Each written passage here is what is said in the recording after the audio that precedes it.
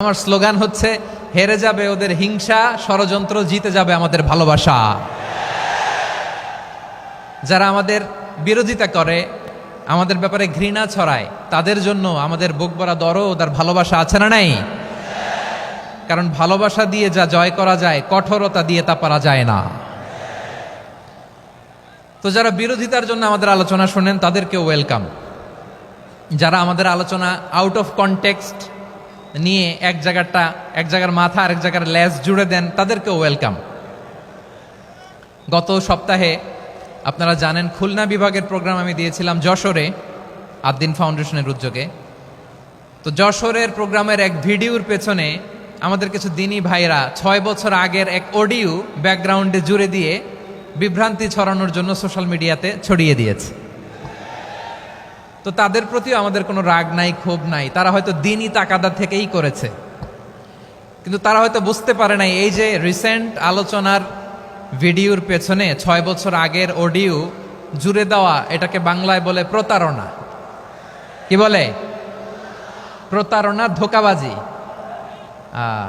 এখনকার আলোচনার ভিডিও আর ব্যাকগ্রাউন্ডে এডিট করে লাগিয়েছে 6 বছর আগের অডিও। এটারে প্রতারণা বলে, ধোঁকাবাজি বলে। আর বিশ্বনবী বলেন, মান গশানা ফালাইসা মিন্না, the person who deceives us he is not among আস।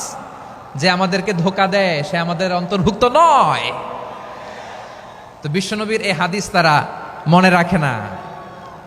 তো এই জন্য শুধু বিশ্বনবীর প্রতি সাল্লাল্লাহু আলাইহি ওয়াসাল্লামের প্রতি সেরেফ ভালোবাসা আপনাকে বাঁচাতে পারবে না, যদি বিশ্বনবীর আদর্শ আপনি গ্রহণ না করেন। তার জলজান্ত প্রমাণ, আবু তালেব বিশ্বনবীকে অনেক ভালোবেসেছেন আলাইহিস সালাতু ওয়াসসালাম। পলিটিক্যাল শেল্টার, ফিনান্সিয়াল শেল্টার, সব ধরনের শেল্টার তিনি দিয়েছেন, কিন্তু বিশ্বনবীর আদর্শ মানেন নাই। মুক্তি মিলবে? হ্যাঁ, আওয়াজ করে বলেন, আবু তালেবের কি মুক্তি মিলবে? তাহলে সেরেফ ভালোবাসা আপনাকে বাঁচাতে পারবে। ভালোবাসার পাশাপাশি বিশ্বনবীর আদর্শকে মেনে নেওয়ার দরকার আছে না নাই? তো যারা এই সমস্ত কাজ করেন আমাদের ভাইয়েরা, তাদের জন্য আল্লাহ তাআলার কাছে আমরা হেদায়েতের দোয়া করি।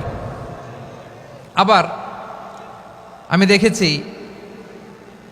আমার গত সপ্তাহের যশোরের আলোচনার একটা লাইনকে কেন্দ্র করে আমাদের অনেক রাজনীতিবিদ বন্ধুরা অনেক ক্ষুব্ধ প্রতিক্রিয়া দেখাচ্ছেন। ওই কথাকে নিজে